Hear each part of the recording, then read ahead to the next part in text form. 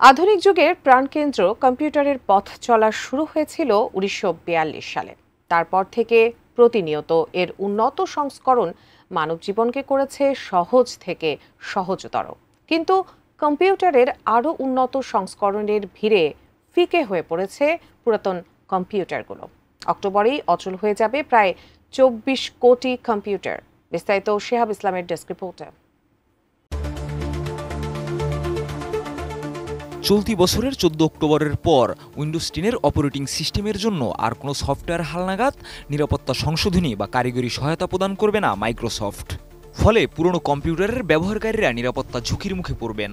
এর পাশাপাশি উইন্ডোজ 11-এ আপগ্রেডের জন্য প্রয়োজনীয় উন্নত হার্ডওয়্যার না থাকার কারণে অনেক কম্পিউটার ফেলে দেওয়া হতে পারে। এমন পরিস্থিতি পরিবেশের জন্য মারাত্মক হতে পারে। উইন্ডোজ 11-এর জন্য প্রয়োজন বেশ উন্নত হার্ডওয়্যার, যেমন trusted platform module, 2.0 chip, 1 gigahertz dual core processor, 4 GB RAM এবং 64 জিবি স্টোরেজ। এ ধরনের হার্ডওয়্যার প্রায় পুরনো মডেলের কম্পিউটারগুলোর মধ্যে নেই।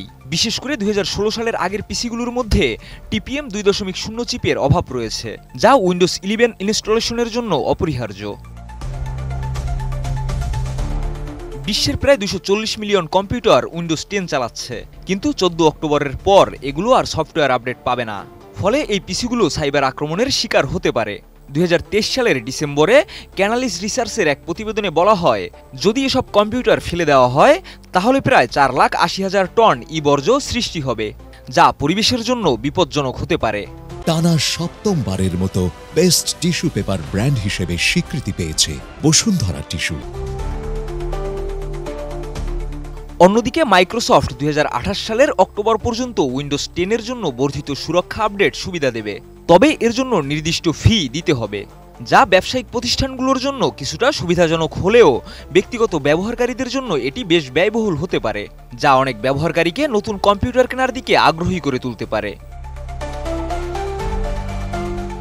তবে সব কম্পিউটারই ভাগাড়ে চলে যাবে এমন নয়। অনেক ব্যবহারকারী লিনাক্স মিন্ট বা উবুন্টুর মতো অপারেটিং সিস্টেম ব্যবহার করতে পারেন, যা পুরনো কম্পিউটারে ভালোভাবে কাজ করে। অন্যদিকে কম্পিউটারগুলোর পুনর্ব্যবহারও একটি বিকল্প, কিন্তু বিশ্বজুড়ে মাত্র 15 থেকে 20% বর্জ্য সঠিকভাবে পুনর্ব্যবহার করা হয়। এমন পরিস্থিতিতে মাইক্রোসফট সমালোচনার সম্মুখীন হয়েছে। প্রযুক্তি বিশেষজ্ঞরা বলছেন, যদি উইন্ডোজ 10-এর সমর্থন আরও কিছুদিন বাড়ানো হতো বা উইন্ডোজ 11-এর হার্ডওয়্যার প্রয়োজনীয়তা কমানো হতো, তবে পরিবেশের উপর চাপ অনেকটা কমতো। তবে মাইক্রোসফটের ব্যবসায়িক কৌশল এবং পিসি নির্মাতাদের সুবিধার কারণে পরিবেশের জন্য এই সিদ্ধান্তটি বড় চ্যালেঞ্জ হয়ে দাঁড়াচ্ছে।